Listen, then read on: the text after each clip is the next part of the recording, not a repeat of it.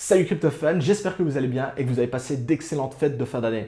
Moi personnellement, je suis remonté à bloc et comme première vidéo de 2020, on va retourner sur l'essence même de cette chaîne, à savoir le minage de crypto-monnaies.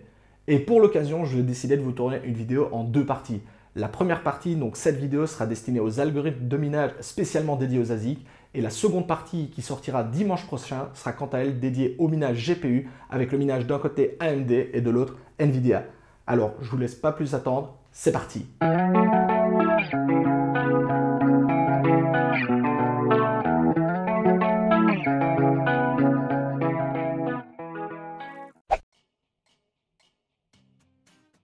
Alors, tout premier point, et pour que cette vidéo ait lieu d'être, il faut tout simplement que la crypto qui vous intéresse repose sur le Proof of Work ou la preuve de travail. En effet, si la crypto qui vous intéresse repose sur un autre processus de validation, que ce soit le staking, les masternodes, etc., elle n'est pas donc directement minable et ne fera donc pas partie de cette vidéo parce que ça ne nous intéresse pas. Mais la question que j'ai souvent, c'est tiens, comment est-ce que je peux savoir si cette crypto, je peux la miner ou non?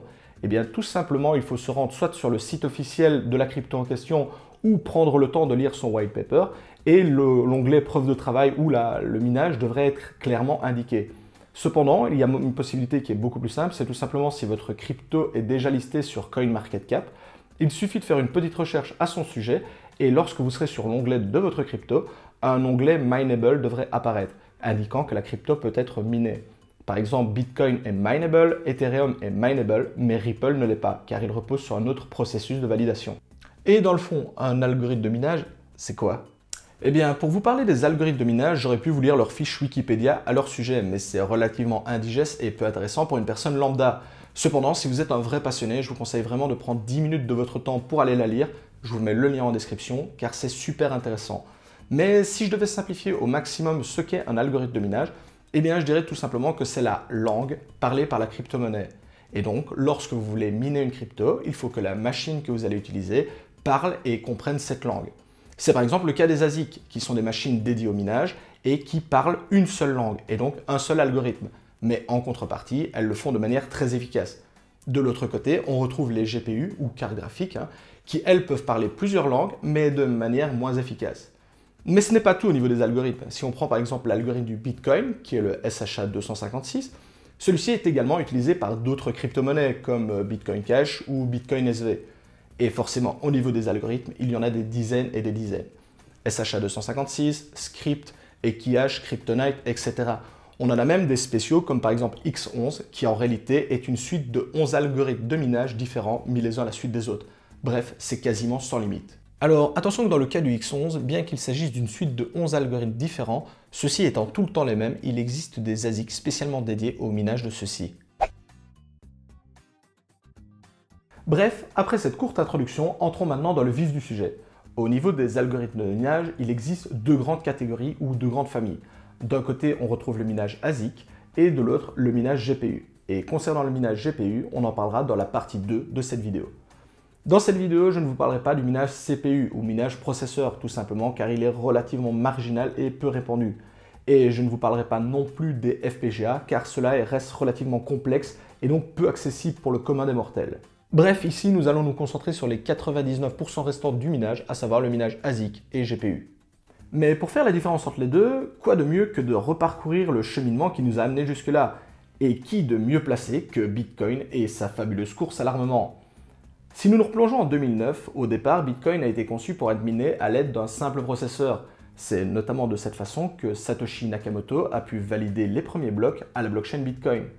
Cependant, au fur et à mesure que Bitcoin progressait en popularité, le nombre de mineurs sur le réseau n'a pas cessé d'augmenter et par la même occasion, la difficulté de minage. Alors, pour ne pas alourdir cette vidéo et comprendre la difficulté dans le minage, je vous renvoie à l'une de mes premières vidéos à l'aide du petit lien en haut à droite. Et par avance, désolé pour la qualité audio et vidéo, mais je débutais totalement à l'époque sur YouTube. Bref, reprenons. Avec l'augmentation sans cesse de la difficulté de minage sur le réseau Bitcoin, les gains se faisaient de plus en plus rares et de plus en plus faibles. En effet, il faut partager la récompense en plus de personnes. C'est alors qu'à partir de ce moment-là, certains mineurs ont eu l'idée d'augmenter de manière significative leur puissance de calcul, mais non pas en utilisant plus de processeurs, mais en utilisant leur carte graphique. Et concernant la carte graphique, la puissance délivrée par celle-ci est énormément supérieure à celle d'un processeur. Pour faire la petite analogie avec notre monde et notamment la rue vers l'or, c'est un petit peu comme si vous cherchiez de l'or à équiper d'une pelle alors que l'équipe en face est équipée de pelleteuses. Certes, vous avez toujours la chance de tomber sur une pépite, mais celle-ci est infime par rapport à l'équipe en face. Bref, l'âge d'or du minage CPU était révolu sur Bitcoin et on allait passer maintenant au minage GPU. Mais vous vous en doutez, l'histoire ne s'arrête pas là. La popularité de Bitcoin a continué à grimper sans cesse et devenant toujours de plus en plus importante. Des sociétés se sont alors mises à s'intéresser à Bitcoin et notamment à développer des machines spécialement dédiées à cette seule et unique chose, le minage.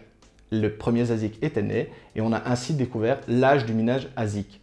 Et forcément, l'histoire ne s'arrête pas là. Au fur et à mesure des nouvelles versions de ces ASIC qui sont développées, la puissance continue d'augmenter, augmentant toujours un peu plus la difficulté de minage sur le réseau. Bien qu'il soit toujours possible de miner du Bitcoin avec les premiers ASIC disponibles, votre puissance de minage est infime face à la concurrence et donc vos chances de gain également. On peut donc voir le minage ASIC comme l'évolution ultime du minage avec des performances au max pour une consommation optimale. Vous l'aurez compris, les ASIC ont donc été développés pour les cryptos les plus importantes en termes de capitalisation et indirectement celles sur lesquelles un maximum de regards sont braqués dessus. Vous pouvez donc très facilement trouver des ASIC pour miner les cryptos du top 50, voire même du top 100. Bitcoin et son SHA-256, Litecoin et son script, Dash et son EC11 ou encore Zcash et son équillage. Et dans un sens, c'est bien normal. Si vous avez suivi ma petite histoire du début, vous savez donc maintenant que l'ASIC est l'évolution entre guillemets ultime du minage. Et quand on y pense, au final, c'est bien logique. Aucun fabricant des concepteurs d'ASIC ne va développer ou concevoir un ASIC pour un algorithme qui vient de naître et donc relativement obscur ou pour un coin qui n'a pas encore fait ses preuves. Il ne faut pas oublier que derrière, ce sont des sociétés qui cherchent à faire des bénéfices. Hormis, bien entendu, si celui-ci suscite l'intérêt de la communauté crypto et où donc le fabricant peut espérer en vendre à l'appel. Ceux-ci préfèrent donc jouer la sécurité apportée par les plus grosses crypto-monnaies, Bitcoin en tête, et vous retrouverez donc très facilement différents ASIC en fonction de votre budget, de leur consommation ou encore de leur puissance fournie. Comme je vous en parlais en début de vidéo, un algorithme peut être vu comme la langue parlée par la crypto-monnaie. Et donc un ASIC, par exemple, qui mine du SHA-256 ne peut miner que celui-là, bien que derrière il existe une multitude de coins différents. Attention donc, impossible de miner du Litecoin qui tourne sur script avec un ASIC Bitcoin. L'ASIC est donc limité à un seul algorithme et dépend donc entièrement de celui-ci. Cependant, pour un même algorithme, il existe plusieurs fabricants d'ASIC. On peut notamment citer Bitmain, InnoSilicon, Obelisk, etc. Et au niveau des algorithmes ASIC friendly, on en retrouve vraiment une grande quantité. SHA-256, Script, X11, Equiash, Kryptonite, Quark, Sia, la liste est encore longue. Pour retrouver la liste complète, rendez-vous directement en description. Cependant, un point sur lequel je tiens énormément à insister, car c'est une erreur que beaucoup de débutants font encore, lorsque vous comparez les puissances de minage entre plusieurs machines, vous ne pouvez le faire que sur un seul et même algorithme. Pour l'exemple bête, c'est un peu comme comparer des pommes et des poires, quoi. Vous pouvez donc sans problème comparer la différence de puissance de minage entre plusieurs ASIC minant du SHA-256, avec par exemple la comparaison entre un Antminer S17 et un Antminer T17. Vous pouvez également comparer les deux modèles précédents avec un InnoSilicon T3+. Cependant, vous ne pouvez pas comparer ces différents modèles avec un Antminer L3+, qui lui est destiné à miner du script. Bref, lorsque vous décidez de choisir une machine, prenez toujours bien en compte l'algorithme de minage de votre coin et comparez toujours des machines qui sont comparables entre elles. Bon, arrivé jusqu'ici, vous devriez savoir comment fonctionne un ASIC et lequel choisir en fonction de l'algorithme qui vous intéresse. Cependant, avant de conclure cette vidéo, il me reste encore deux points très importants à aborder qui sont d'une part l'évolution des algorithmes et de l'autre l'évolution des ASIC. Concernant l'évolution des algorithmes, certains coins et donc indirectement équipes de développement vont choisir un algorithme et s'y tenir. C'est par exemple le cas de Bitcoin et son SHA-256. Cela veut donc dire que les premiers ASIC qui ont été développés pour cette blockchain sont toujours fonctionnels sur la blockchain Bitcoin. Mais cependant, ce n'est pas forcément toujours le cas. Pour le petit exemple, on va parler du Monero. En effet, celui-ci a longtemps été miné par des GPU ou cartes graphiques. Mais au fur et à mesure que celui-ci prenait de l'importance et indirectement de la valeur, des sociétés ont commencé à s'y intéresser et à développer des ASIC spécialement pour son algorithme. Et l'algorithme du Monero à l'époque était le Kryptonite. Cependant, et pour diverses raisons, l'équipe derrière Monero souhaitait rester ASIC résistant. et donc contrer les ASIC sur son réseau. Pour l'occasion, ils ont donc décidé de réaliser un fork, c'est-à-dire une modification de leur code pour passer sous un nouvel algorithme. Le nouvel algorithme s'est appelé Kryptonite Heavy.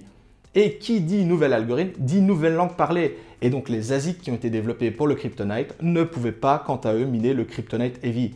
Et c'est donc un point très important à prendre en compte lorsque vous choisissez votre machine. En effet, le fork et donc le changement d'algorithme peut rendre votre machine totalement inopérante.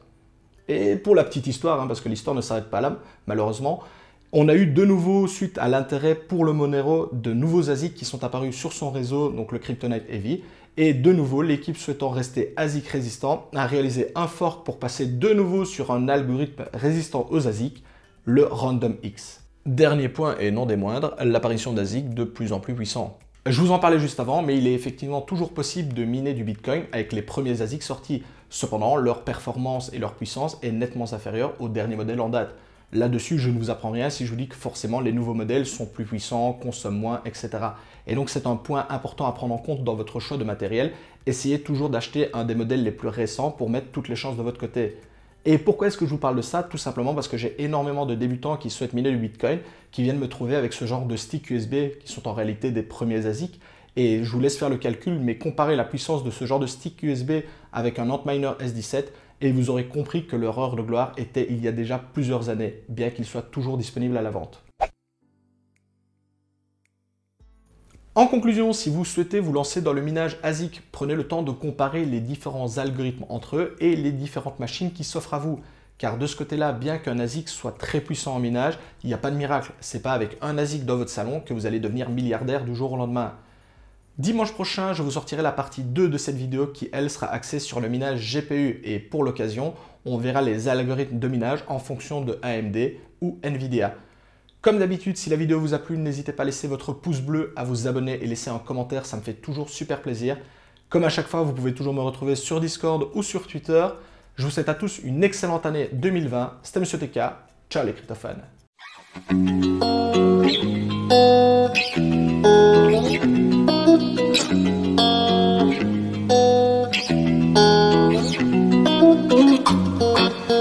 Thank you.